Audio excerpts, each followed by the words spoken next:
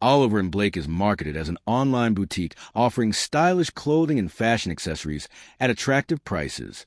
The website features polished product photos and frequent discounts. But the real question is, can you trust this boutique store? Now, to be fair, many online boutiques sell fashionable clothing at competitive prices, and a newer brand isn't necessarily an unreliable one. What it does well: trendy fashion selection. The store offers a range of tops, dresses, outerwear, and everyday wardrobe essentials. Affordable pricing.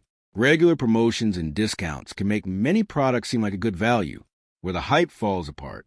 Quality may not match the photos. The fabric, stitching, and overall finish can differ from what's shown in the product listings. Sizing can be inconsistent. As with many online boutiques, measurements may vary between products, making the size chart important.